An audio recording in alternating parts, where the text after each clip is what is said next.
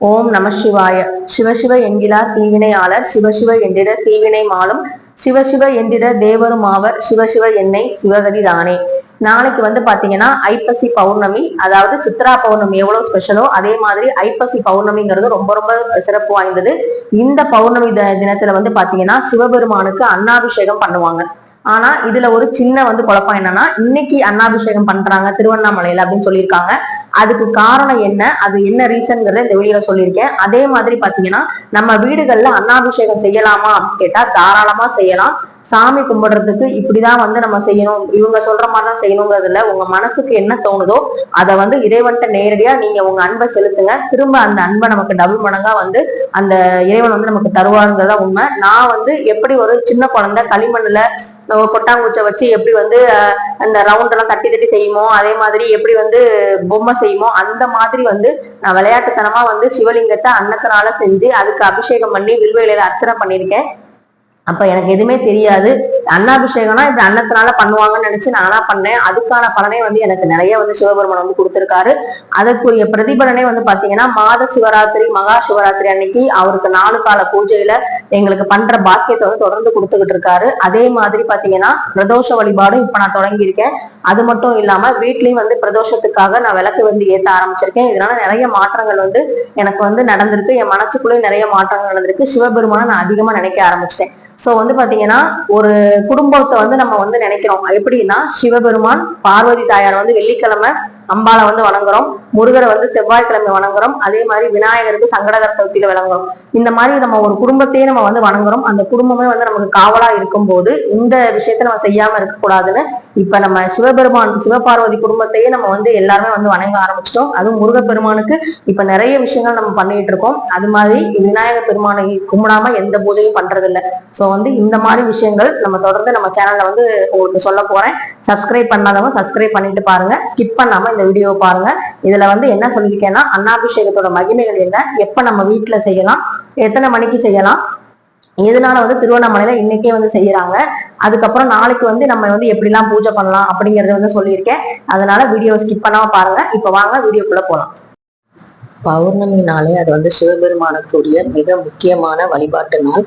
அந்த நாள்ல நம்ம சிவபெருமான வழிபாடும் பொழுது நமக்கு நிறைய நல்ல பலன்கள் கிடைக்குங்கிறது ஐதீகம். மற்ற நாட்கள்ல 16 வகையான அபிஷேக பொருட்களால் அபிஷேகம் நடைபெறும். ஒவ்வொரு மாதமும் வரக்கூடிய பௌர்ணமி நாளில வரும் நட்சத்திரத்தோட அடிப்படையில தான் அதற்குரிய பிரதான பொருளை கொண்டு அபிஷேகம் செய்வாங்க. அந்த 16 பொருள்ல அந்த நட்சத்திரத்துக்குரிய அந்த பிரதான பொருளும் அதுல அடங்கும். இப்படிதான் சிவபெருமானுக்கு மாதம் மாதம் வரக்கூடிய அந்த பௌர்ணமி தினத்துல அபிஷேகம் நடைபெறும்.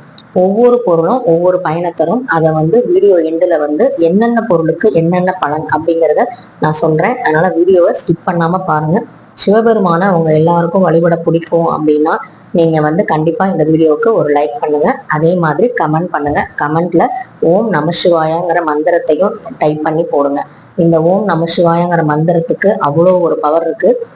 அதை உணர்ந்தவங்களுக்கு தெரியும் அந்த மந்திரத்தோட பவர் என்ன அப்படின்னு. அதனால மறக்காம கமெண்ட்ல போடுங்க. ஒவ்வொரு பொருளும் ஒவ்வொரு பயணம் தரக்கூடியதுன்னு சொல்லியிருந்தேன். அதனாலதான் சிவபெருமானுக்கு அபிஷேகம் பாத்தீங்கன்னா அதிகமான பொருட்கள் நம்ம வாங்கி தரோம். அந்த பிரதோஷ நாட்கள்லயும் சரி பௌர்ணமி நாட்கள்லயும் சரி. அது ஏன் ஐப்பசி மாதம் மட்டும் அன்னாபிஷேகம் பண்றோம் அப்படின்னா, இதோட கூடுதல் தகவலும் ஒண்ணு சொல்றேன். நம்ம சிதம்பரம் நடராஜர் கோயில்ல பாத்தீங்கன்னா அந்த சபாபதி அவருக்கு பாத்தீங்கன்னா தினந்தோறும் அன்னாபிஷேகம் நடைபெறும். ஆனா மற்ற கோவில்கள்ல இந்த ஐப்பசி மாத பௌர்ணமி அன்னைக்கு மட்டும்தான் அன்னாபிஷேகம் சிவபெருமானுக்கு பண்றாங்க. அதுல என்ன ஸ்பெஷல் அப்படின்னா, ஐப்பசி மாத பௌர்ணமி பாத்தீங்கன்னா அஸ்வினி நட்சத்திரத்துல தான் வரும். அதாவது மேஷராசியில இருக்கக்கூடிய அஸ்வினி நட்சத்திரத்துல தான் வரும். அசுபதின்னு சொல்லுவோம். அந்த அஸ்வினி நட்சத்திரக்குரிய பொருள் என்னன்னு பாத்தீங்கன்னா அன்னம். இப்ப தெரியுதுங்களா ஏன் நம்ம ஐப்பசி மாச பௌர்ணமியில அன்னாபிஷேகம் சிவபெருமானுக்கு பண்றோம் அப்படின்னு. அதே போலதான் சந்திர பகவான் தன்னுடைய சாபம் முழுமையா நீங்கி அது முழு ஒளி ஆற்றலையும் வெளிவிடக்கூடிய நாளும் பாத்தீங்கன்னா அந்த ஐப்பசி மாத பௌர்ணமி தான். இந்த 2 சிறப்பு வாய்ந்த நாட்களும் ஒன்னா, அதாவது அஸ்வினி நட்சத்திரம் அதே மாதிரி சந்திரனோட முழு ஒளி ஆற்றலும் பூமிக்கு கிடைக்கக்கூடிய நாள். அது ரெண்டுமே சேர்ந்து வரக்கூடிய இந்த ஐப்பசி பௌர்ணமியில இவங்களை நம்ம அன்னத்தால வழிபடும் போது அந்த அபிஷேகம் செய்யும் போது நமக்கு வந்து பாத்தீங்கன்னா நிறைய வந்து தன தானியங்களுக்கு பஞ்சம் ஏற்படாது. அதே மாதிரி சந்திரனுக்குரிய தானியம் என்னன்னு பாத்தீங்கன்னாலும் அரிசி தான். அதனாலதான் அன்னத்தினால நம்ம வந்து அரிசியை வேக வச்சு அன்னத்தினால அபிஷேகம் பண்றோம். சந்திர பகவான் வந்து பாத்தீங்கன்னா புத்தி வந்து தெளிவடைய செய்யறதும், அதாவது சந்திர திசை நடந்தாலே வந்து பாத்தீங்கன்னா மனக்குழப்பத்துல இருப்பீங்க, கொஞ்சம் வந்து ஜாக்கிரதையா இருக்குன்னு சொல்லுவாங்க. சோ மனசுல வந்து நம்ம தெளிவுபடுத்துறது யாருன்னு பாத்தீங்கன்னா சந்திர பகவான் தான். அப்படிப்பட்ட மன தெளிவு இருந்தாலே நமக்கு வந்து எந்த ஒரு பிரச்சனையும் பெருசா ஏற்படாது. அதனால வந்து பாத்தீங்கன்னா மன தெளிவு வேணுங்கிறவங்க கண்டிப்பா இந்த அன்னாபிஷேகத்தை நீங்க சிவபெருமான் கோவிலுக்கு சென்று தரிசனம் பண்ணுங்க. அதே மாதிரி மற்ற அபிஷேகங்கள்லாம் 24 நிமிடங்கள்ல வந்து நம்ம வந்து நிறைவு செய்யறோம். ஆனா ஐப்பசி பௌர்ணமியில வரக்கூடிய இந்த அன்னாபிஷேகத்தை 1.5 மணி நேரம் வந்து சிவபெருமான் மேனியை வந்து அலங்கரிக்கும் அப்படின்னு சொல்றாங்க. இந்த பாக்கியத்தை நம்ம எல்லாருமே காண்றதுனால என்ன பலன் அப்படின்னு பாத்தீங்கன்னா, வாழ்க்கையில் வந்து அன்னத்திற்கு வந்து குறைவே ஏற்படாது. கண்குளிர ரசிப்பவங்களுக்கு சொர்க்க பதவி நிச்சயம் அப்படின்னு சொல்றாங்க. ஒரு அன்னாபிஷேகம் தரிசனம் பண்ணா 1 கோடி சிவலிங்கங்களை ஒரே நேரத்துல தரிசனம் பண்ண புண்ணிய பலன் கிடைக்கும் அப்படின்னு சொல்றாங்க. அப்ப ஏன் திருவண்ணாமலையில இன்னைக்கு நவம்பர் 14 அன்னைக்கு அன்னாபிஷேகம் பண்றாங்க அப்படின்னா, இன்னைக்கு அதிகாலையிலேயே 1:52 வந்து அது தொடங்கிறது. அஸ்வினி நட்சத்திரம் வருது. நாளை நள்ளிரவு வரை 12 வரைக்கும் இருக்கு. அதே மாதிரி வீடுகள்ல நீங்க நான் போட்டிருக்கேன் பார்த்தீங்களா, இந்த படம் காமிச்சிருக்கேன் பார்த்தீங்களா, இது வந்து என்னோட வாடகை வீட்டுல நான் பண்ண முதல் அன்னாபிஷேகம். மேல வந்து வில்வேலை வச்சு அன்னத்தை வந்து பச்சரிசி அதால வடிச்சு லிங்கமா வந்து நான் பிடிச்சு அதை வந்து நான் அலங்காரம் பண்ணியிருக்கேன். காயினால சில அலங்காரங்கள்லாம் பண்ணி மஞ்சள் பிள்ளையார பிடிச்சி சிம்பிளா வந்து நான் வந்து ஒரு விளக்கு ஏற்றி நான் வந்து சாமி கும்பிட்டேன்.